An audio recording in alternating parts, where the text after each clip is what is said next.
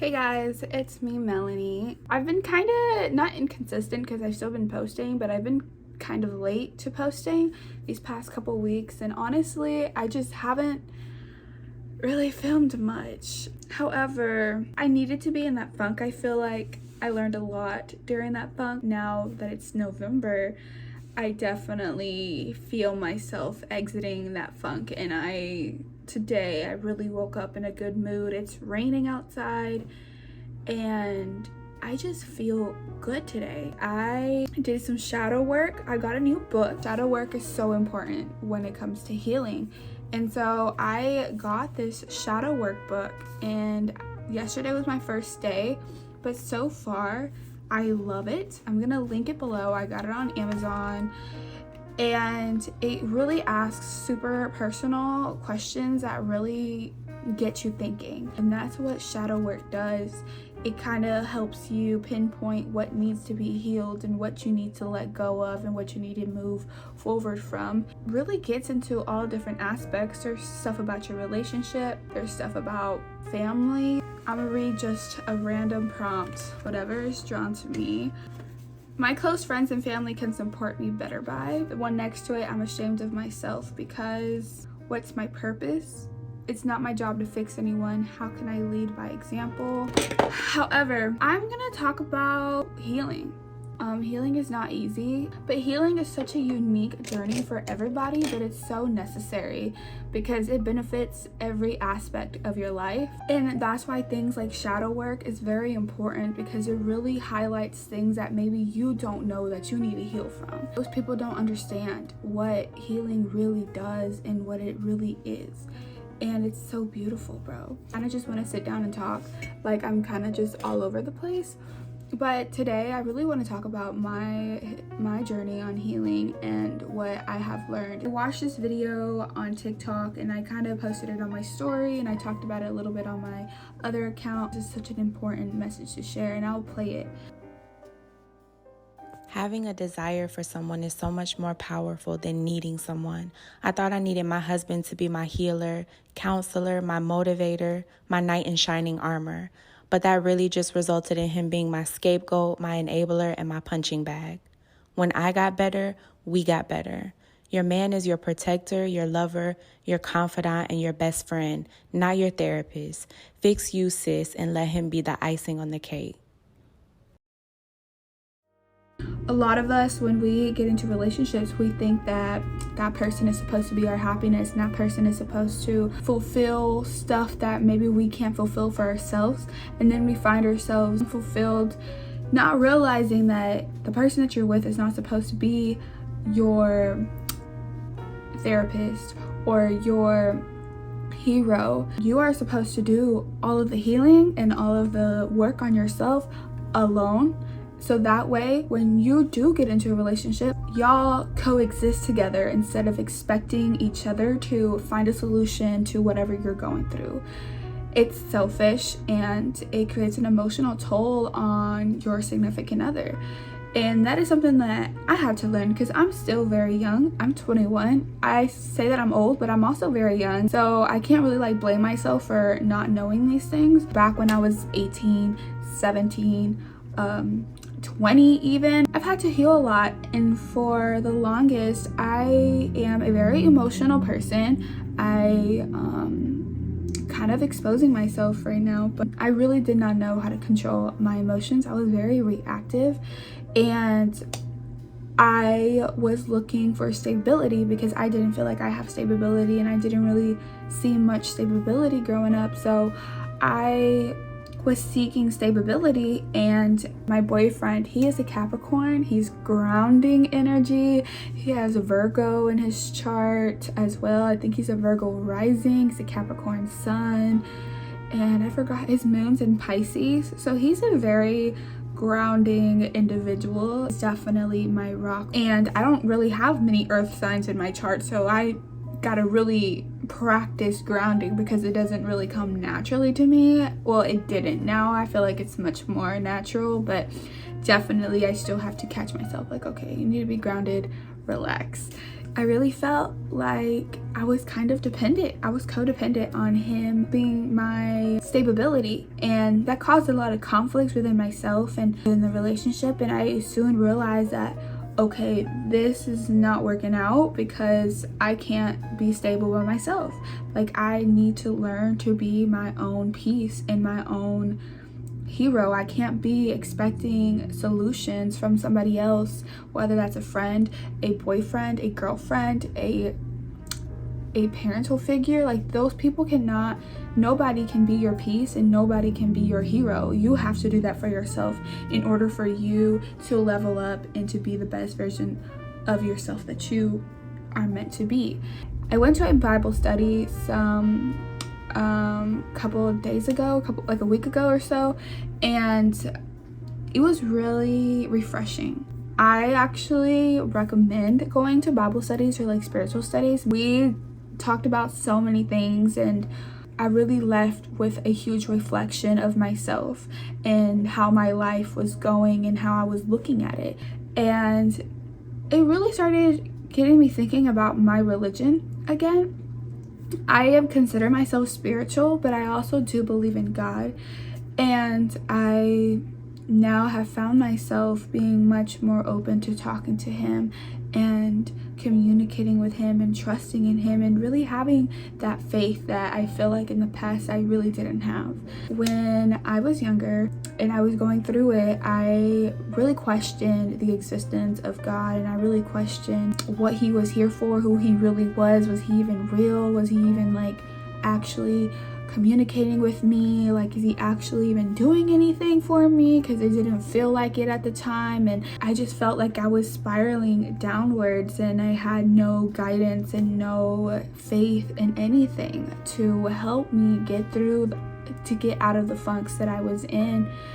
As I started healing, reflect and take accountability and journal and really get to spend that time alone to understand who I am and understand why I am the way I am and what I can improve on to be a better person for myself, to be a better partner, and to be a better friend, just in general, improve every aspect of my life. Really trying to understand who Melanie was, not who everybody wanted me to be, because I also grew up dealing with people pleasing, and people pleasing is so detrimental to your spiritual growth and to your growth in yourself, because you are trying to fulfill everybody's cup and you're not fulfilling your own cup, and that makes you empty your cup so much faster, and you feel so exhausted, and then you lose yourself within a relationship. You lose yourself within what your parents want you to be, or who they want you to be, or who your friends want you to be, and who everybody wants you to be. And all of a sudden you are lost, and you're like, I don't even know who I am, because I've been so busy trying to fulfill other people's cups, trying to please other people, that I forgot about myself. And now everybody else is okay, but I'm not. Now I am at a loss. And so for me, the minute that I stopped people pleasing, and the minute that I started to set those boundaries, listen to myself, and do what I want to do because I want to do it, that happened this summer. I posted my summer vlog, and I didn't want it to make it a huge vlog where I'm talking. It was just a montage of videos. Every single clip in there, I had a really important healing moment. This summer was extremely important to my journey of who I am today.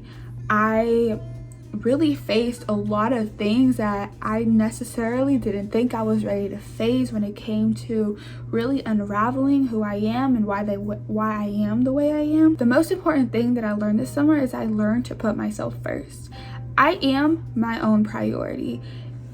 As much as I love my boyfriend, and as much as I love every other person that's in my life, I am my own priority. And because of that, everything in my life has gotten so much healthier and so much more beautiful. And I wouldn't have been here if it wasn't for this summer. I was trying to run away from a lot of things that I needed to heal. An event happened this summer that really made me realize where I was lacking in myself. I saw a quote. How empty of me to be so full of you.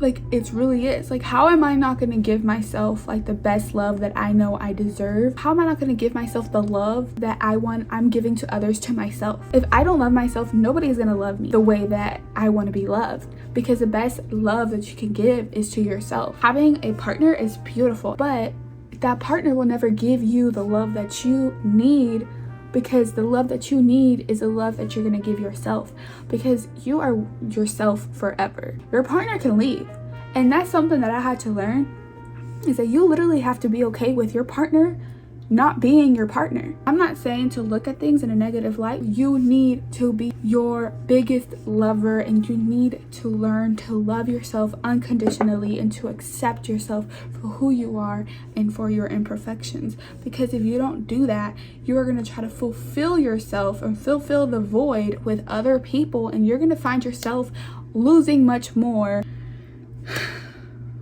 That was a lot. And there was a lot of things that came with that. You might gonna lose some friends.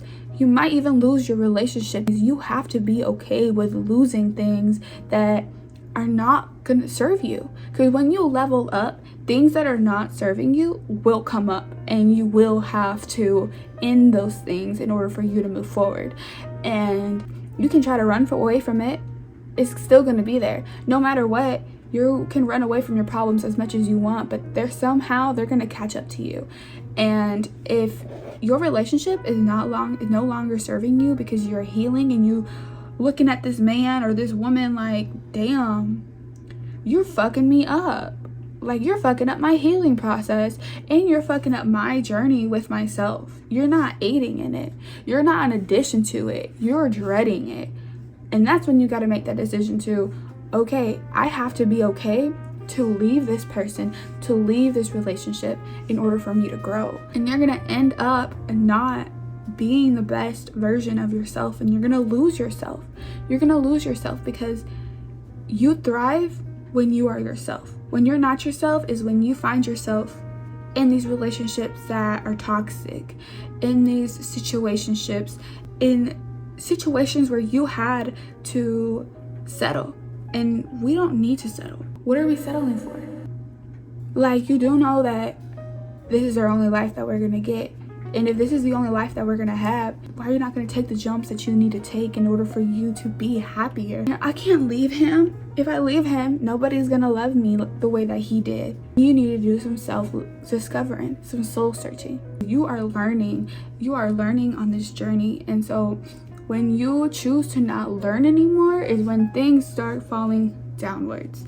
And so maybe that person that you're with that's giving you a hard time in your relationship, maybe you need to look at that person and that situation and say, okay, maybe this is a lesson and not necessarily the love of my life. Maybe this is a lesson and not necessarily the love of my life.